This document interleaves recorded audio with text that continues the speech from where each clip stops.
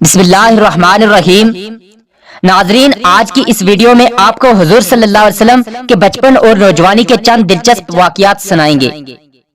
حضور نبی اکرم صلی اللہ علیہ وسلم کی عمر مبارک جب 7 برس کی ہوئی تو سرکار دو عالم صلی اللہ علیہ وسلم کی آنکھیں دکھنے لگی۔ آپ صلی اللہ علیہ وسلم کے دادا حضرت عبد المطلب نے آپ کا بڑا علاج کرایا مگر سرکار کی آنکھیں ٹھیک نہیں ہوئیں۔ حضرت عبد المطلب بڑے پریشان تھے کہ اب کیا کیا جائے۔ بڑا علاج کرایا مگر آرام نہ ہوا۔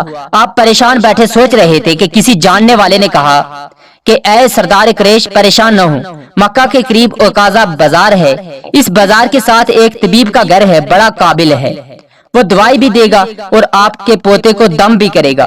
آپ اپنے فرزند کو وہاں لے جائیں، شاید حضور صلی اللہ علیہ وآلہ وسلم کو آرام مل جائے۔ حضرت عبد المطلب بڑے خوش ہوئے۔ آپ نے حضور اکرم صلی اللہ علیہ وسلم کو ساتھ لیا۔ اس طبیب اس راہب کے پاس تشریف لے گئے۔ جب راہب کے مکان پر پہنچے تو مکان کو بند پایا۔ آوازیں دی، لوگوں نے کہا ابھی دروازہ بند ہوا ہے، اب 1 سال کے بعد پھر کھلے گا، اب کھلنا مشکل ہے۔ عبد المطلب مایوس ہوئے کہ اب کیا ہوگا کہ فوراً ہی عبادت خانہ میں زلزلہ آیا۔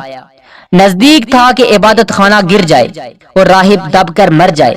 جلدی سے راہب گھبرا کر باہر نکلا، حیرت سے چاروں طرف دیکھتا اور کہتا تھا آج کون یہاں آیا جس کی تعظیم کے لیے عبادت خانہ سجدہ کرتا ہے، جن کی زیارت کی خوشی میں مکان جھومتا ہے، جن کے خوف سے لرز رہا ہے۔ جب حضور صلی اللہ علیہ وسلم پر نظر پڑی تو گھبرا کر بولا عبد المطلب، تم اس بچے کو نہیں جانتے؟ یہ کون ہے؟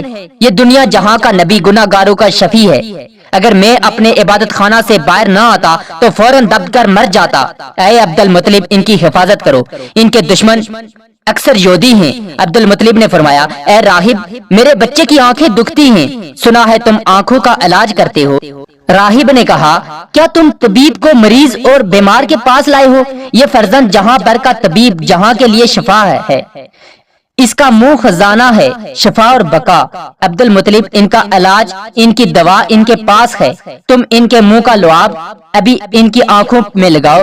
یہ سن کر عبد المطلب نے آپ کے منہ کا لعاب آپ کی آنکھوں میں لگایا۔ لعاب کا لگانا تھا یا مرض کے لیے شفا کا بہانہ تھا؟ یہی لعاب آپ کا علاج بنا، جیسا کہ ہجرت کے موقع پر غار ثور میں حضرت ابو بکر صدیق رضی اللہ تعالیٰ عنہ کو سانپ نے کاٹ لیا تو آپ صلی اللہ علیہ وآلہ وسلم نے اپنا لعاب دہن لگایا تھا۔ ابن راہوریہ رحمت اللہ علیہ نے اپنی مسند میں اور ابن اسحاق بیکی ابن اسحاقر رحمہ اللہ نے حضرت علی سے روایت کی کہ میں نے رسول اللہ صلی اللہ علیہ وآلہ وسلم کو فرماتے ہوئے سنا ہے کہ میں جاہلیت کی رسوم بد اور لہو لعاب کی طرف کبھی بھی متوجہ نہیں ہوا سوائے 2 راتوں کے، اور ان 2 راتوں میں اللہ تعالیٰ نے مجھے بے خطا اور معصوم رکھا۔ سبحان اللہ، سبحان اللہ۔ ایک رات کا واقعہ تو یہ ہے کہ مکہ کے چند نوجوان اور میں، آپ صلی اللہ علیہ وسلم، اپنے گھر کی بکریوں کے ریوڑ میں تھے کہ میں نے اپنے ایک ساتھی سے کہا ذرا میری بکریوں کی نگرانی کرنا تاکہ میں مکہ جا کر نوجوانوں کا شغل دیکھوں۔ اس نے کہا اچھا۔ پھر میں آبادی کی طرف آیا اور پہلے ہی گھر میں موسیقی کی آواز میں نے سنی۔ پوچھا یہ کیسی آواز ہے؟ کسی نے بتایا کہ شادی کا سلسلہ ہے۔ میں موسیقی سننے کے لیے بیٹھ گیا۔ اللہ نے میرے کانوں کا تھپ تھپایا اور میں سو گیا، حتیٰ کہ دوسرے روز سورج کی آمد پر اس کی شعاؤں نے مجھے بیدار کیا۔ میں اٹھ کر ساتھی کے پاس گیا۔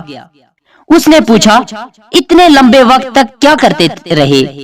میں نے اس کو پوری آپ بیتی سنائی۔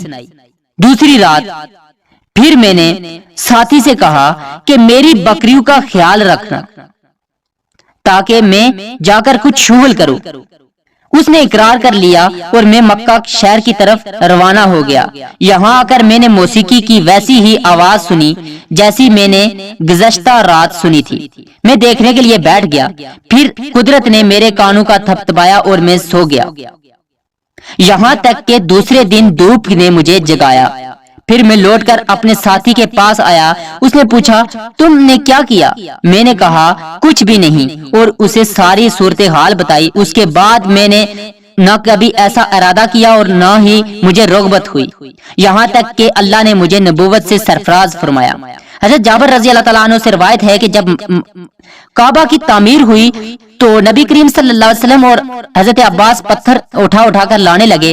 حضرت عباس نے آپ سے کہا اپنا تہبند اتار کر کندھوں پر رکھ لو تاکہ تمہارے کندھے پتھر سے محفوظ رہیں۔ چنانچہ آپ صلی اللہ علیہ وسلم نے اسے کھول کر کندھوں پر رکھا ہی تھا کہ اتنے میں آپ زمین پر گر گئے اور آنکھیں آسمان میں لگ گئیں۔